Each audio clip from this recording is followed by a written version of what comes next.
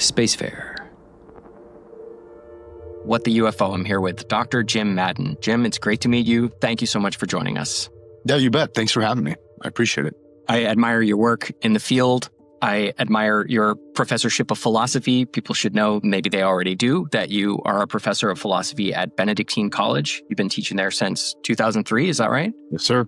How do you like it? It's good. I mean, yeah, I haven't brought myself to quit in 22 years, so it can't be that bad. So It must be doing something for you. Yeah. It is. That's cool. Managed to pay some of my bills. So I guess that's all we can ask for from academia these days. So you were telling me you grew up in Wisconsin. You live in Kansas now. Do you have a family in Kansas? Yeah.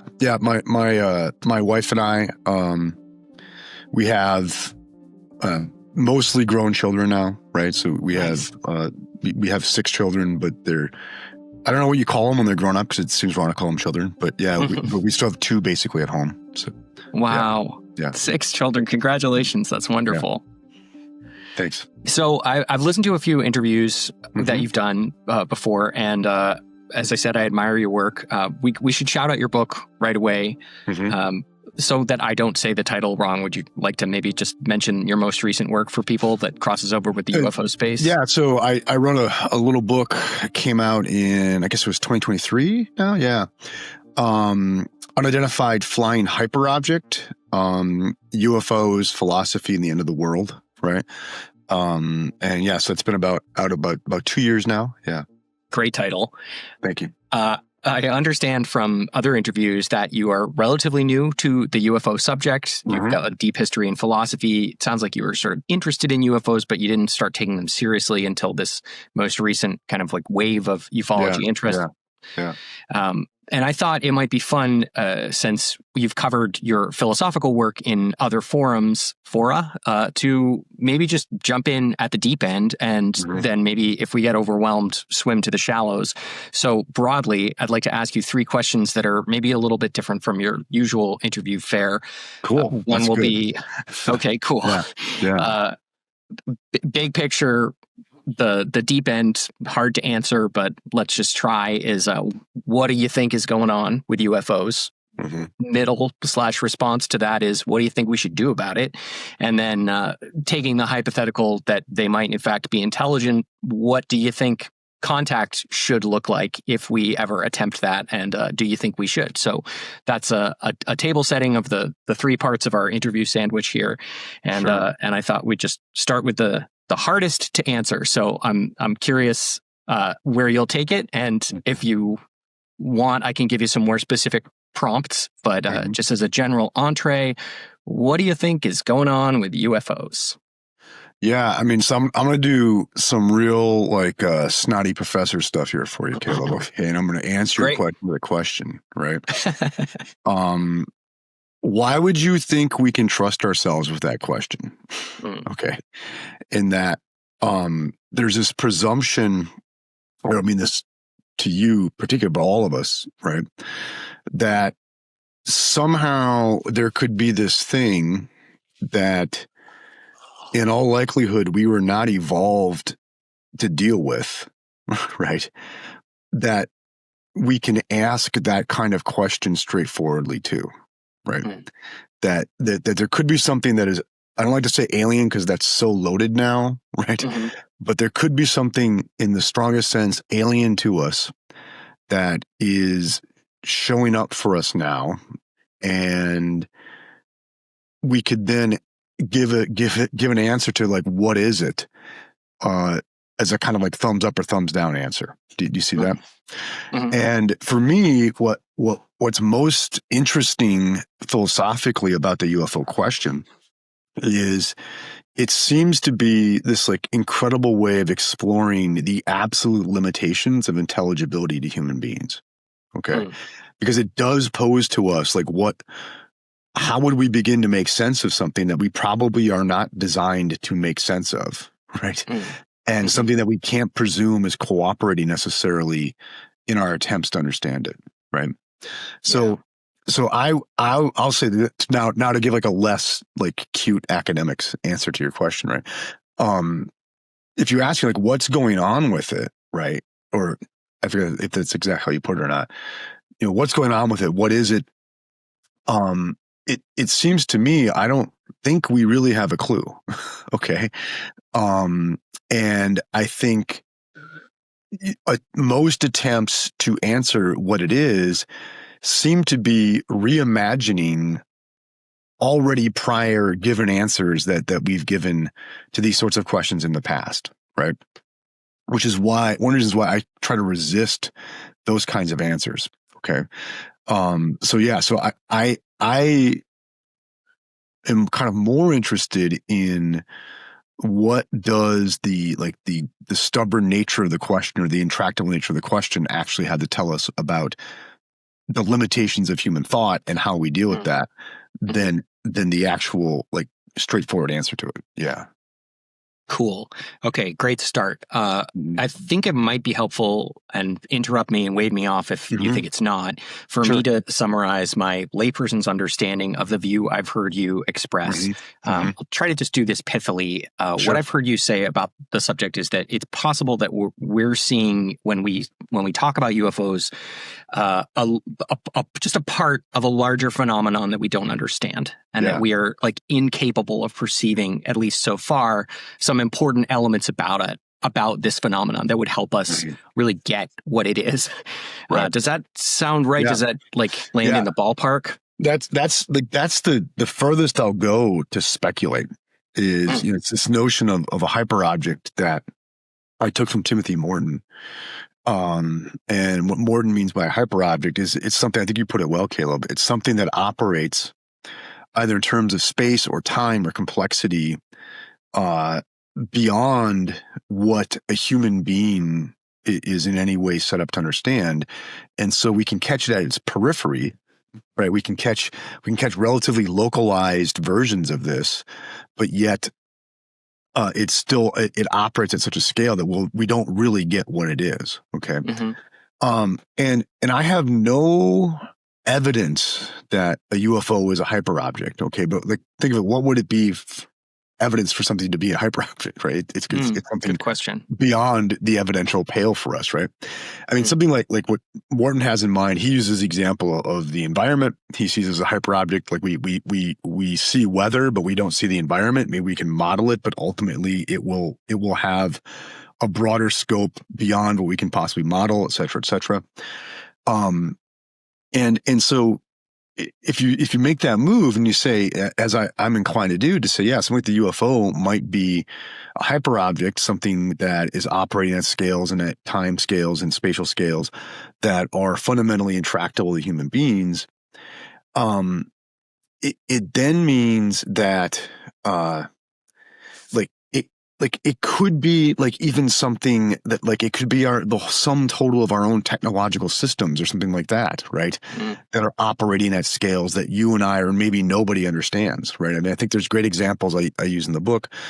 They're not great because they're mine. There's examples that make the case that even other people have appealed to, things like the Manhattan Project. No one person probably understood what was going on with the Manhattan Project on any given day.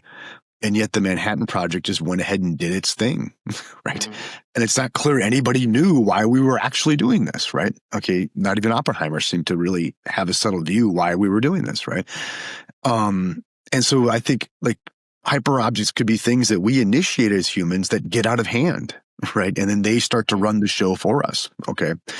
And so by saying the UFO is a hyperobject, what I'm trying to do is absolutely obliterate the ontological possibilities to quit thinking about this in terms of literal spaceships, discrete types of organisms, et cetera, and to start to realize it could be grand scale systematic things, right?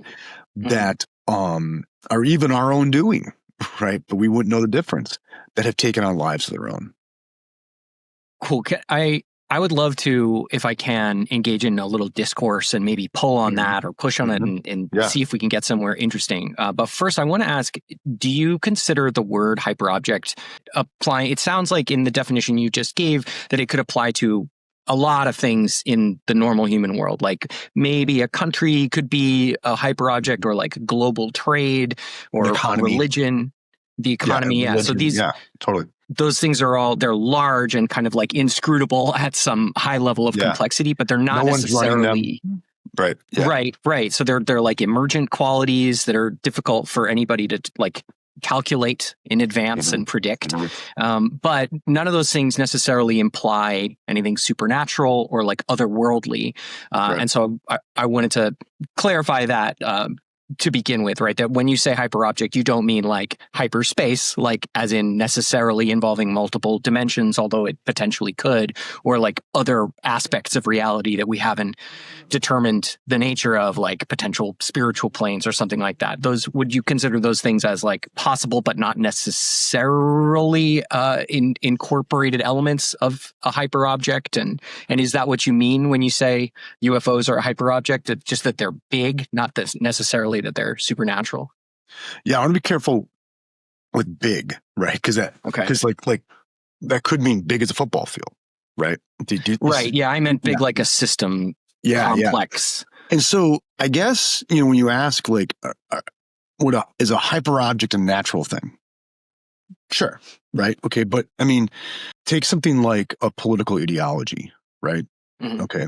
And so what is it? It's initially, it's a set of ideas that have compelled a number of people, right? And those ideas catch on, right? And then suddenly you have this great big thing that's a movement or an ideology. And it's going to run these people as if it were external to them, even though they like originally kind of put the ball into play, right? And so it doesn't then, I mean, so is that ideology a merely natural object then? Well, it's not a natural object like the chair I'm sitting on is a natural object. Right. It's not supernatural. All right. It doesn't, enter nature from outside, whatever that would be. Do you see that?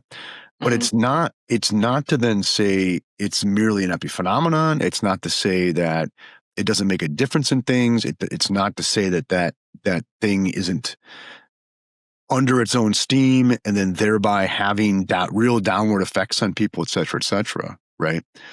Okay. And so I guess what I'm getting at is, if that's what we're dealing with, like what more would you need for something to be like a supernatural force or do you see what I mean?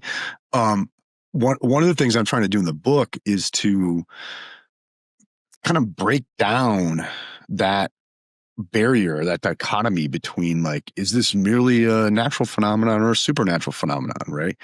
Well, it could be that like nature is full of all sorts of things that are in some sense perfectly natural, but yet operating on scales and intervals of time, et cetera, that so transcend us that, we encounter them as if, transcendent, right?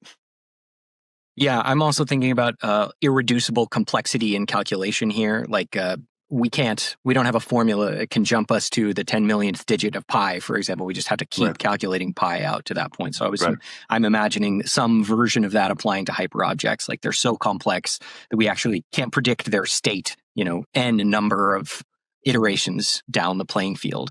Right. But I think a natural next question here I've been really excited to ask you while listening to you talk to other people is what do you make of the utility? Like, what is the utility that you see in applying this concept to UFOs? And I want to compare that to, say, like the utility of applying the concept of hyperobjectness to, say, like human air travel. Like you could say the international network of flights around the world is in some sense a hyperobject, but that doesn't necessarily get us anywhere further down the field in terms of like understanding what it is. It doesn't like, it's like inventing a bigger basket, but it doesn't like help us narrow down what this thing is that we're describing. So to circle back to my question, what do you think is the utility of considering the UFO phenomenon through this lens?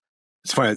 The example of air travel is like really apropos given like recent news. Yeah. So, yeah.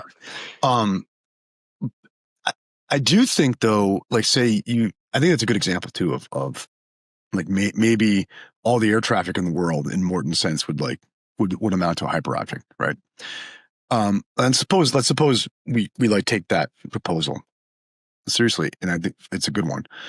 I think there is utility in that because now we should not expect, right, that all the air traffic in the world is really under our control. Right. We should not we would have to have a kind of wariness to it. Right.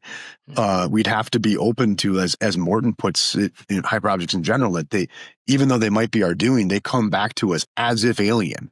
Right.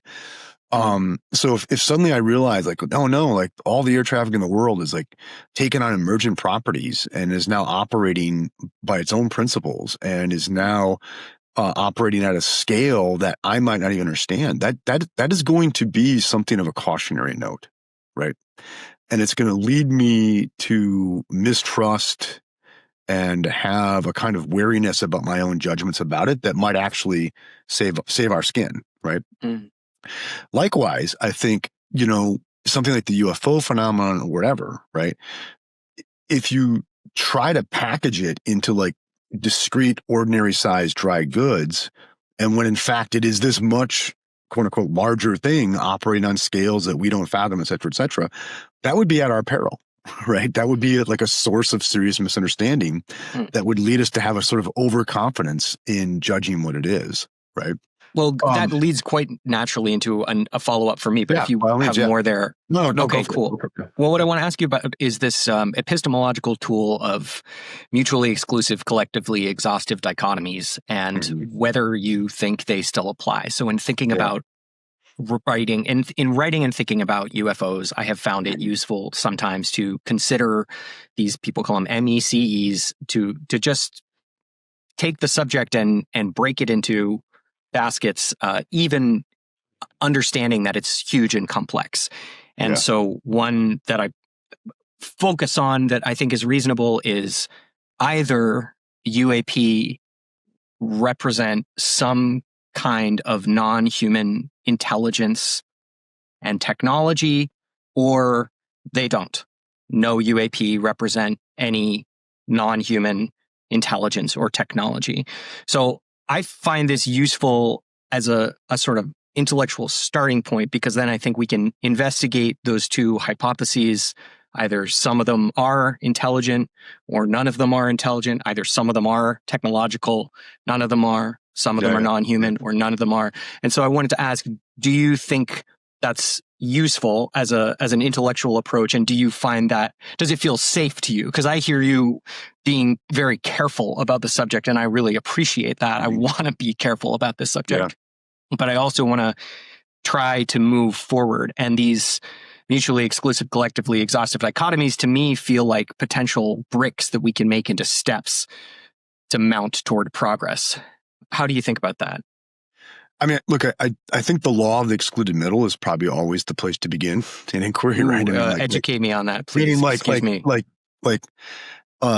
Every affirmative proposition is either true or false, right? So it's either true that there are no phenomena that are nuts and bolts, alien technology, or there's some, right? You see what I mean? Okay, so I think the middle is excluded because there is no middle in there's no middle. Yeah, mutually exclusive. Yeah, mutually exclusive. Yeah. It's like the first day one of a logic course, right? Okay. So yeah. I mean, so I think yeah. I think finding those kinds of juncture points is important in inquiry, right? And maybe this is more like to go at the example you use than the logical point you're making. But I do think the question, like, true or false, is there like alien technology afoot? Okay. I think one on that, I have nothing to add on that, right? I mean, that's a straightforwardly empirical question. Okay. But also I do worry, that at this point, the information environment is so fraught on that issue that I don't know that like you and I could ever get to the bottom of that right now, because like we're reliant on the very, institutions that like supposedly have hidden it to reveal it, right? But if they revealed it, why would you trust it if they were the ones hiding it in the first place? You see what I mean? So when you get to like those, I know this is very frustrating, right? But when you get to those kinds of, is it alien tech or isn't it, right? Like one, I find it just less interesting philosophically, immensely interesting personally, right? But also I feel like unless you're on the inside, you're at a dead end, right? And somebody who claims to be on the inside, I don't know why I would trust them, right? To enlighten me. Okay, well, is it okay if I hop in here for a second? Because okay, cool. The place where that has left me, because I agree that there's like an inside and outside of the state of knowledge on this subject. The place where that has left me is feeling we have an imperative to conduct better science. And so if there are in fact gatekeepers who know more about this, we could wait around for the whole rest of our lives. They're probably not going to tell us anything unless they have a new incentive to do so. They don't so far. But if we think the phenomenon is real and has an actual physical basis or bases in physics we don't yet understand, then that should be theoretically, it should be vulnerable to scientific investigation. So when I look around a couple years into my rabbit hole experience, I'm thinking, why haven't we done this, basically? And coming in, I assumed that we had, and we turned up nothing. And that's why we all thought there was nothing going on. And when I scratched a little and found out that, in fact, there's very little research and there are few resources being allocated to pursue further research, I thought, okay, well, that's the frontier of the problem. We need to get more money into the hands of the scientists who care about this, because there are hundreds of them now. So I did want to bounce that off of you. And then I have some further questions about logic that I think we can play with, because I really want to pick your brain there as a professional logician. But first, I just wanted to ask, how do you feel about the pursuit of more science in this area? Yeah, of course. That's great. I mean, again, though, I want to be careful because sometimes if we say like, okay, we need more science in this area, right? And I assume we're intending that at, astronomers, astrophysicists, exobiologists, that sort of those sorts of disciplines, right? I don't really know how much those people may have looked into things and just said, no, they're there. I don't know. I don't, you know what I mean? Because like someone's discovery of no, they're there doesn't get published. Do you see what I mean? Right? Yeah, that's true. So I don't know. So I always want to be careful by saying like somehow the sciences have ignored this, right? They may have. My guess would be they have. Okay, but I want to be careful like saying that professionally, because I don't know what people have sniffed around and said, no, I don't see it. Do you see what I mean? Yeah. Now there are I can say. Yeah. Oh, sorry. Go ahead. There's issues about like, could you get funded and all that. There's all that stuff. I agree. Right. Yeah. That does feel like it's emerged for me as like a really central question. Just how do we increase the funding? And I have actually talked to some physicists who've said, I'd love to do this, and I can't. I have too. Because I'm busy. Okay, cool. Well, you're deeper in the community than I am, so I'm sure you know that there are people who are trying to get this money together, and there are some institutions that are starting to get some funding. I also just wanted to say it's an empirical, like it's a knowable, findable fact whether anybody has invested millions of dollars into research that then just didn't get published. I don't think that's the case, but I take your point that it's possible that people have researched it and found not very much. What I mean, though, is it could be that scientists haven't asked for the money, right? Because in their own just like really preliminary looking at things, have thought, I just don't see an initial evidential push here that does. I think that's true. I think we're coming out of like a long series of decades between like the 60s and the 20s where that was largely true, where like most scientists were just not touching it and they were worried about their own careers, and especially the younger ones are worried about tenure, yada, yada. But it has emerged for me as like a really important sort of tip of the spear here, given the rough state, the blunt state of the disclosure spear. I think we need a sharper scientific spear.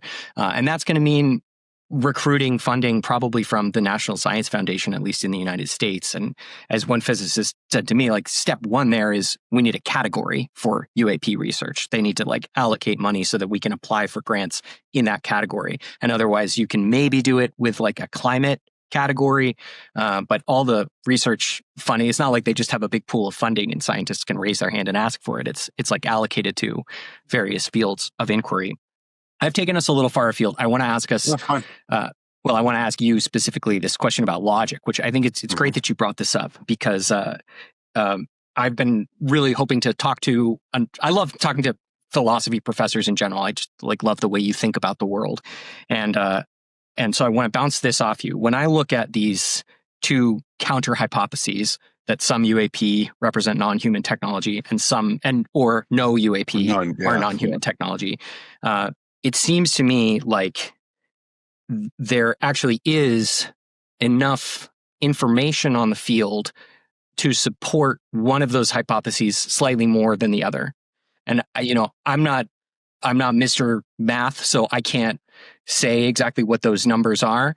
But my first question for you is there a presumption of neutrality in situations where we don't know what's going on? Or do you think it's essentially like fundamentally reasonable if you don't have proof to default to a 50-50 probability? Let's just start there. Does that feel like an interesting enough question to answer?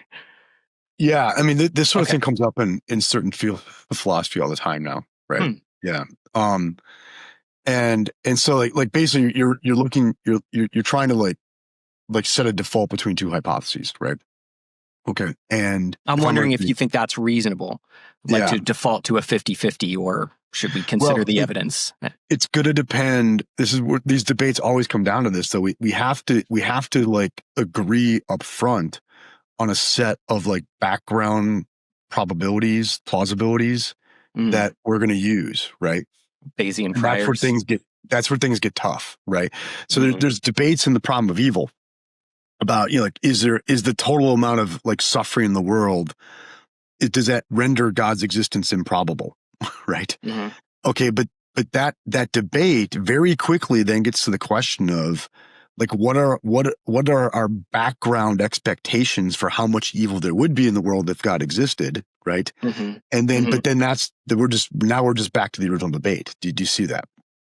Okay, so like there's going to be, so let's say like you've got two hypotheses here. The one is that there is some technology, there's some artifacts in the world that are of non-human origins or of alien origins or something like that, or none, right? Okay, like, okay, how likely is it that there's been space travel here, right? Because that's gonna affect how we assess that. Do you know what I mean? Like how likely it is that there have been civilizations on the face of the earth that like we just never knew about or something like that. That's going to affect that. Do you see what I mean? So I think whether we default to a 50-50 or whether we prefer one of the hypotheses is going to have a lot to do with what are we agreeing on in terms of the background assumptions of what's likely. And I think that's always going to make it very difficult to answer this kind of question up front. Do you see that? Yeah, I do. I also think there's a bit of a two-way street, however, about specifically that question of like space travel and say like faster than light travel. If you it's sort of like a Rubik's Cube here, and we're like working on one side and then you can rotate it and work on another. Like from the point of view that we have millions of sightings and tens of thousands of encounters, maybe hundreds of thousands of encounter reports with non-human seeming beings. Like starting from that data pool, we can then ask questions about the likelihood of visitation that are sort of coming from the perspective of information about experiences in the world. Sure. Does that make sense? Yeah. So I mean, like, sure, like you bring in more data, right? And that's gonna weigh one way or another. I agree. Yeah. But once again, like that's just what we're building into our background assumptions of what we know already. Do you see that? Yeah. And I think this is a really important point. Like the space travel thing seems sort of simple, but I think it's like a real big place where people veer away from considering the topic from their armchairs, like right away. Everything's very far away. And as far as we know, nothing moves faster than the speed of light. But on the other hand, there's so much stuff out there that I think many of us agree that it's reasonable to expect that there are probably other civilizations. And then my sort of question mark on the speed of light is that 130 years ago, people were saying, like Lord Kelvin was saying, there's no way human beings are going to fly without balloons. There's a New York Times op-ed where someone says no one's going to fly for 1,000,000 years. I think one of the Wright brothers, even like the weekend before they do it, says this isn't going to work for thousands of years or something like that. And then bam, we did it. So for us now to say it's unreasonable to assume that other species might visit us because, as far as we know, nobody's going faster than the speed of light. Well, that could change tomorrow. It could change 100 years from now, 1,000 years from now. And our history with technology suggests that when we predict that things are impossible, we're often wrong. We have kind of a bad track record there. Yeah. So I take the distance question a little less seriously for that reason. I think I'm just throwing as an example of what I do see your point there, about affecting probabilities. 50-50, or do you prefer a hypothesis? Well, I have to know what other assumptions I can make in doing that. You see what I mean? So maybe that's always where the debate comes down. That's always where the debate comes down to, is like, what are the background hypotheses that we're accepting, right? So maybe let's go like right down the bowling alley here and ask some of the hard questions. Can I follow up with one? Great. Yeah. Okay. So this is what I think about quite a bit. Okay. So here's two hypotheses. All right. Like one, there have been, frequent alien visitations, right, of the sort in the lore. Okay. Mm-hmm. The other hypothesis, and we could like talk about probabilities of that, et cetera, right? Okay. Mm-hmm. Another hypothesis, your and my understanding of what technology is available to, say, like the American Defense Department is about 100 years behind. Mm. Okay. And I would seem like we could say those hypotheses would make the same predictions, or many of the same predictions in terms of some of what people are experiencing. Right. Yeah. And we could also consider the probabilities of that statement and then examine other and like, pieces of evidence from the world. I don't know which of those hypotheses comes out better. You see what I mean? Yeah, I see that point. And I think on that column, to like sort of play this game that you're laying out, we could also say we don't know that, like, this. I'm sorry in advance to experiencers, because I'm really not attempting to impugn anybody. I'm just like holding some careful intellectual space here. We don't know the numbers of people who have like significant delusion in their experience. Sure. And like the numbers of people who experience, probably a non-negligible number do. That's not to say all or most, but non-negligible number, right? Yeah. Right. And there is a significant incidence of schizophrenia in the world. I did do a little research recently, and I was looking for other instances of mass delusion, or for any instances of mass delusion, and everything I found.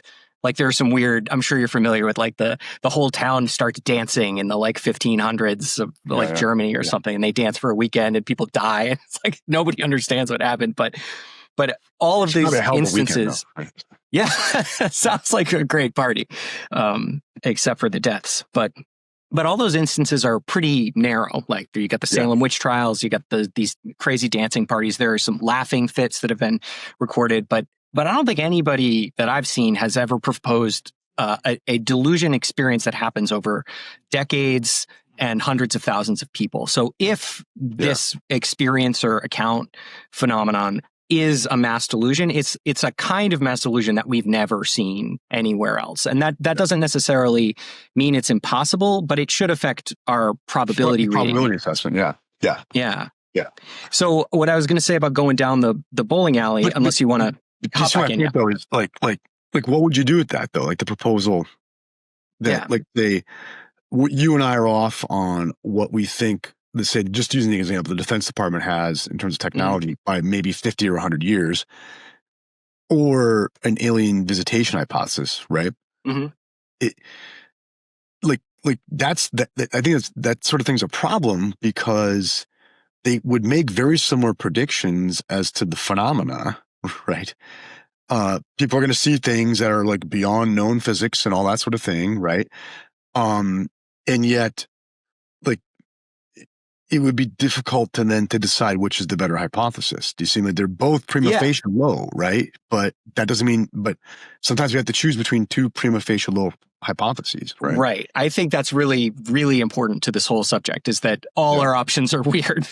And like I heard you describe earlier to someone else that the current situation is that either we have a conspiracy to have covered up some of this stuff or we have a conspiracy to make us believe some of this stuff. And both of those 100%. Options are very strange. We are out of non-weird options. I agree. Yes. 100%. Yeah. So just to double click on the defense idea, because I think that's an important option to consider. Mm-hmm. There are things we can ask about the world that would go to that probability assessment.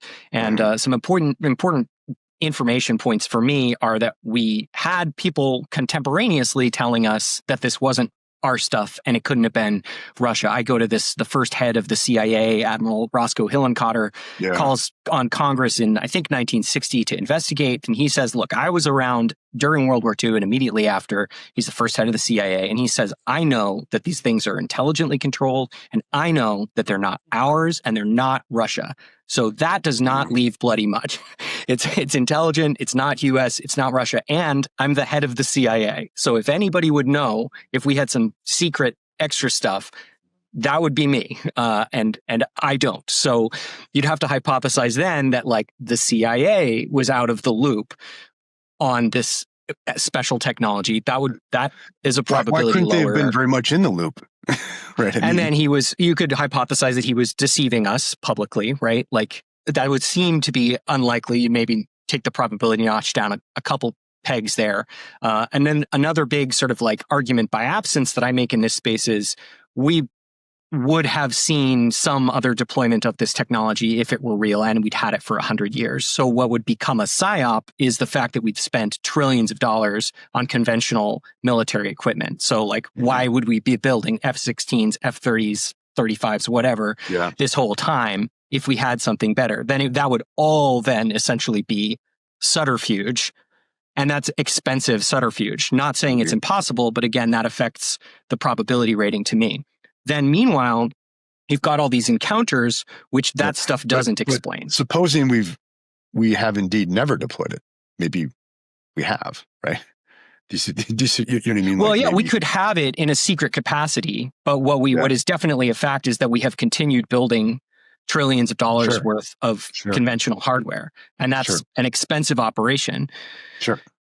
So that affects the probability notch for me. But then also, you've got over here the several 100,000 at least experiencers. We know that it's at least a couple 100,000 because a couple 100,000 people wrote Whitley Strieber letters and said, I met some kind of being. So it could be a higher number, but that's a number we know for sure. And the military explanation can't get to any of those experiencers. So like that hypothesis that there's like secret military tech can potentially explain nuts and bolts sightings, but it can't explain the hundreds of thousands of experiencers. So then you need a supplemental hypothesis, which is some kind of mass illusion, which has been hitherto never witnessed. And when you roll in the John Mack stuff, and people are saying, at least some of these people are psychologically normal, and I've analyzed them in a high-end psychiatric capacity, that affects the probability notches too. So I guess zooming back out from the bowling alley, this leaves me feeling imbalanced. This all feels to me like there's enough here to make some sort of probability judgment about the situation that isn't just a neutral 50-50. And I guess I wonder, A, do you feel like that's true? Like in your heart of hearts, do you really hold these propositions at equal?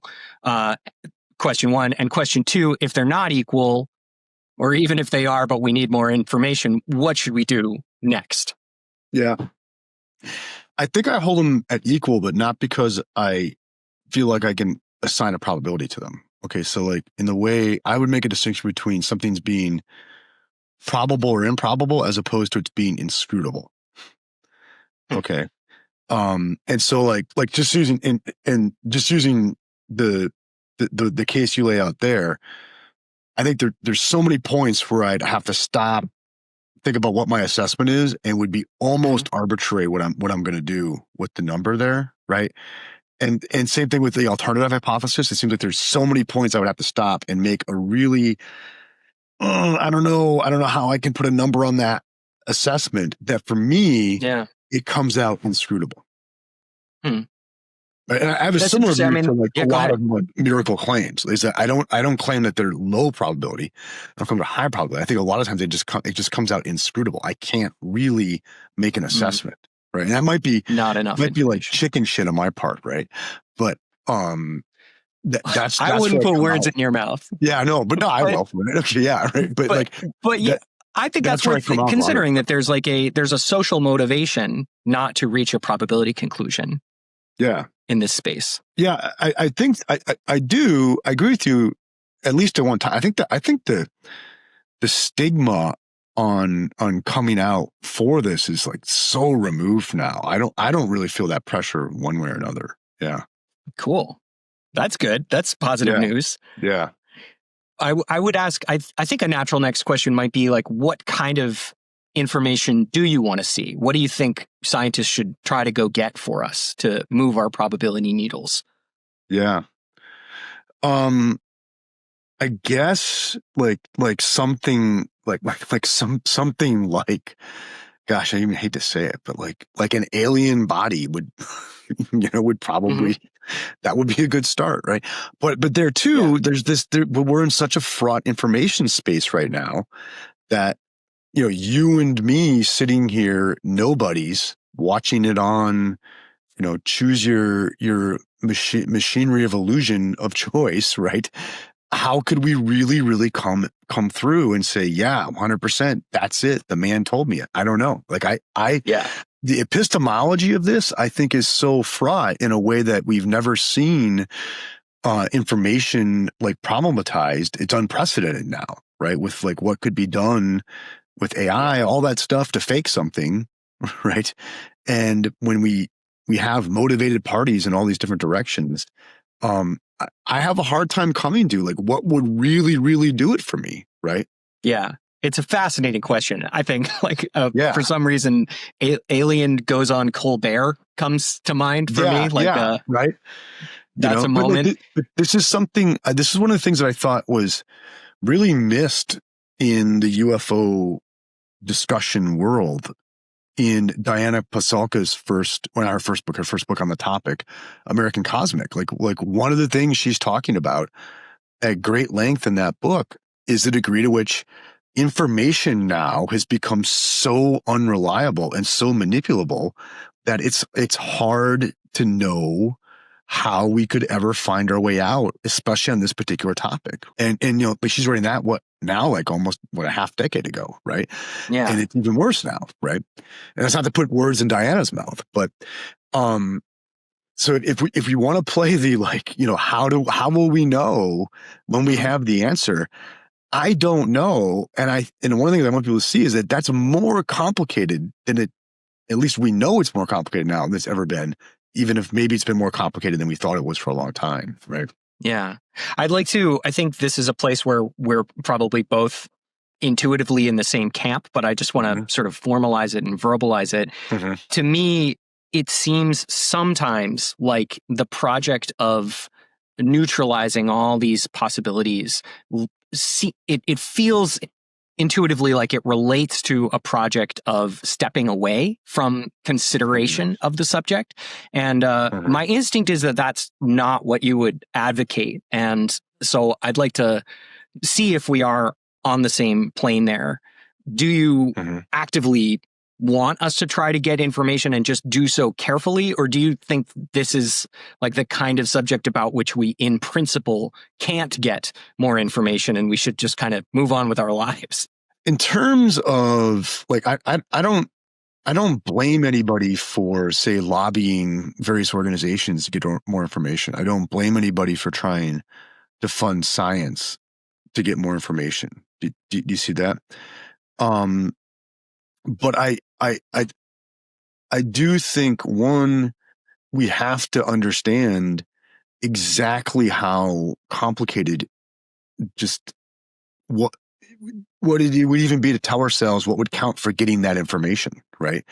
Like, do you see that? Okay. And so I think there's, and that's kind of what we've been talking about so far, right? secondly, I think we also have to really guard ourselves against very, very oversimplified like metaphysics in here, right? And to think that like really, if indeed there is something that is truly, truly this foreign to us here, that like somehow we're going to understand it in terms of flying saucers and little green men. Do you see that? And I think that's something that I like in the stuff that I've done, I've really tried to caution against, right? Is to beware of the lore, right? And it's not to say that there aren't core experiences behind the lore, right? But I think it's to become fascinated by this kind of like repackaging of mythologies, right? That I would caution against that, because I think that's a source of misunderstanding, right? Yeah. This feels useful to me in as much as we can kind of like concretize the caution. It feels really important to me, but like, because what you're saying goes to how we might pursue the science. For example, if we have one vision in our head and we're asking questions about that one narrow idea of what it is we're looking at, we might miss a really important sort of part of the elephant because we're just examining the foot. But at the same time, the discourse I want to bring to you, the like pressure I want to apply to this conversation is I think we should attempt to make those challenges concrete so as to offer useful guidelines for people doing science, like to try, if we're asking them to expand their potential areas of inquiry, then we should be clear about the ways in which we're doing that. Are we saying we should look for aspects of reality that we haven't heretofore considered? Are we suggesting that there might be some kind of spiritual component? So at the risk of over talking here, a place that I see a lot of the more advanced UFO researchers get to is that there's a real challenge between the high strangeness and the nuts and bolts. So things, they start out thinking this is creatures in a ship, and then later they end up feeling like there's some component that I can't describe that like gets at an aspect of reality I don't understand. And there may be a tension there, and people are sort of drawn to the poles, and it's possible that the answer is somewhere in the middle, that there really are nuts and bolts, but also there's a spiritual plane. And one way I think about this is if a species is advanced enough to travel faster than the speed of light and visit planets around the universe, it's likely that if it is also the case that there's some kind of spiritual reality we don't yet understand, which our religion has been trying to tell us for thousands of years, then any being thousands of years ahead of us technologically would also probably know more about that aspect of reality and be able to interact with it technologically and maybe even biologically in ways that we can't yet comprehend. So does that feel like a mix of ideas that you hold in this space when you consider what might be going on? Yeah, I mean, I think you can't deny how central the high strangeness stuff is to people who report this stuff, right? And I think it's difficult to assess with how integral it is to the nuts and bolts question if we don't have a baseline sense of how much high strangeness people are experiencing anyway. Do you see what I'm saying? Because it could be that there's just a lot of like very weird experiences people just don't talk about, right? Just don't come up, right? Yeah. But then you get them talking about the UFO they saw. Now they're going to talk about everything, and it just comes up. Do you see that? Yeah. And so it could be like and I don't know if anyone's taking this seriously, and this would be more of a social scientific question, right? But it could be that the UFO just occasions people to be honest about a weird part of human life that the rest of us are not terribly honest about. Do you see that? And it might be that there's no link between the UFO and the high strangeness, but that the UFO is an uncanny experience that undoes your priors, right? And now you're like, you know what? I think I can hear people talk too, right? You know what I mean? Yeah. And I'm not dismissing that at all, right? But I don't know that we could really say that the UFO as a piece of technology is wrapped up with the high strangeness thing until we had like kind of teased that out, right? And it certainly does seem like there's a lot of high strangeness that does not involve UFOs. That doesn't involve UFOs. Paranormal stories. Yeah. Yeah. And you could see like, okay, so I just saw a flying saucer.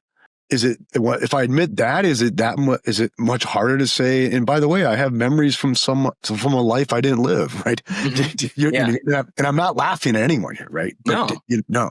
So I don't know. Real. Like, I mean, it could just be that it's in this bouquet of things that one doesn't talk about, and then you pull one stream of it, the whole thing comes with it, right? Yeah, I think that's a huge, huge challenge in this space. Like, it's challenging enough to imagine creatures in craft. Imagining our whole worldview expanding is exponentially more difficult. Yeah.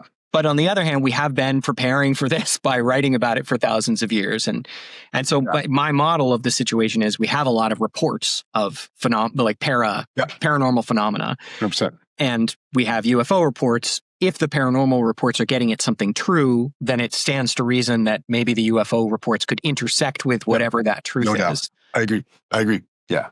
Right. Okay. So maybe moving into a final funsy, one way that I think we could potentially get an answer to that hard question that you've proposed, like how would we really know, even if we had great science, what's going to take us across the line into, okay, there's genuinely something going on here. We're in the presence of another kind of intelligence, and we should investigate them more. But also, we're probably going to need to, if that's true, do a bunch of social structure stuff, like international committees about how to interact with these things, and maybe like new rules about laws, and I don't know, culture. Culture will change. Yeah, I know. Imagining like a committee at the UN doing anything useful.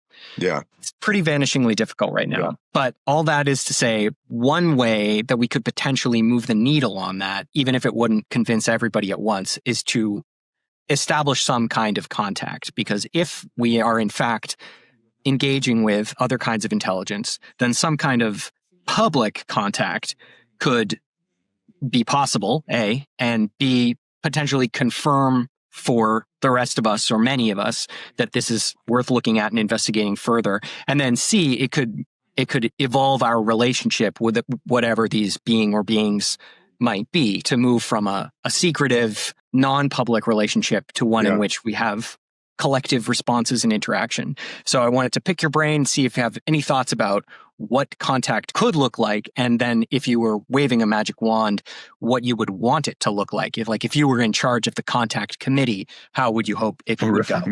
Yeah, that's interesting. Yeah, so I mean, I just think I originally wanted to write about this in the book, but in some ways, it was going to go above my pay grade in certain areas, so I didn't do it. It's hard to even imagine what contact would look like, because I don't know how well our conventional game theory would apply to a truly foreign, truly alien entity. So for instance, I can predict your behavior because you're a human being, I'm a human being, right? I know you have certain nutritional needs and certain reproductive pressures and stuff like that. So that means I can it would make sense that Caleb would do this and broadly, mostly 90% of the time be right? And you can do the same thing for me. And same thing for a bear, right? I can kind of predict what a bear would do because, I don't date bears, but I understand what bear dating would be, right? You know what I mean? So I can kind of predict what a bear would do, right? Because we're we came up under the same kind of selection pressure. Okay. But who says evolution had to go according to the selection pressures that it went on Earth? Maybe it would be whereas on Earth, evolution was rewarded by this strange interchange between absolute aggressiveness and absolute cooperation among certain kinds of animals, things like that. And so that makes us able to predict behavior, right? Okay. But I don't know, maybe there's other ways evolution could have gone that doesn't reward aggression at all, right? Or doesn't reward cooperation at all. Okay. So then here you are, you're at a table and you have to negotiate with something across the table that has no common evolutionary history with you. How do you even get that off the ground? You'd have to begin by thinking of what they want. Well, how the hell could I do that? Right? Because I can only do that based on an empathetic assumption based on what we are, right? And that's what I find fascinating about this is a thought experiment. It's we're out of that assumption at that point, right? So what it would look like, what do you mean by contact? How would we sit down and, negotiate our common future with such beings, right? I don't know. And hopefully they would be smarter and better than us to tell us how to get that off the ground, right?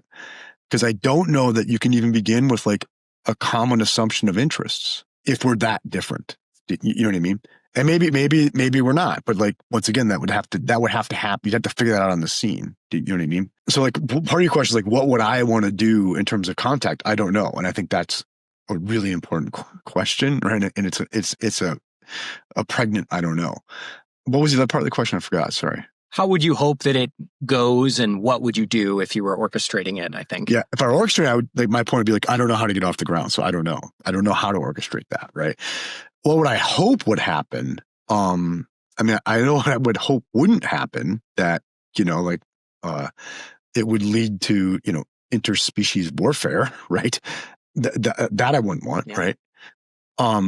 What I would hope would happen is we would now have this incredible way of understanding ourselves by seeing something completely different from us, right? Because I think we learn best in contrast, right?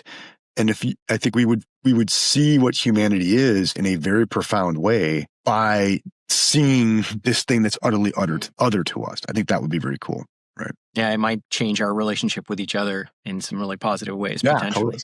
Yeah, or we would, even though I don't know that we can understand this thing, our common difference from it would reveal something very important about what it is to be us. Yeah. I'm kind of imagining a very peaceful, very simple operation where you spread out a bunch of people, you make a place for beings to settle, and then you maybe offer them something non-verbally. Don't try to interact too directly. Yeah. Do something that, in as much as possible, conveys peaceful intent, and just try to witness and not over-engage. One challenge that has occurred to me is just a massive display of vulnerability. And I mean, it's kind of like a dog rolling over, right? Yeah, like go ahead and sniff. Or go ahead and eat me. Yeah, right. It is hard to imagine us like deciding one of them is real without basically taking them from their environment and poking and prodding them in every conceivable way. Like every scientist we have has access. And so that's, sort of sacrificial from their point of view. I don't think that sounds fun. Like if you were the only human on an alien planet, you might not want to be analyzed by every scientist. Well, thank you very much, Jim. I'm sensitive to your time now. I appreciate it. It's been a fun conversation. I really enjoyed this. Yeah. Thank you. And I enjoyed your episode with Brett Robertson. So, oh, cool. Yeah, he's a good guy. You. Yeah. Me too. Excellent. Okay. Well, should we just point people to your book then? Yeah. So you can find it on Amazon, Unidentified Flying Hyperobject. Have a look. I'm on Substack. I think it's just JD Madden's newsletter. So find me there too. Nice. Cool. All right. Well, thank you so much for your time, Dr. Madden. Thank you much. And that's the show. Thank you for listening. If you're enjoying it, please like and subscribe and share this with people who you think might like it. You could also directly support us at patreon.com/WTUFO for $1 a month. We do some chatting in there, and you can propose questions for future episodes. You could also check out spacefair.etsy.com. That's our company's main merch site where you could support us commercially and pick up some cool gear. Thank you again for listening. Hope you have a lovely day.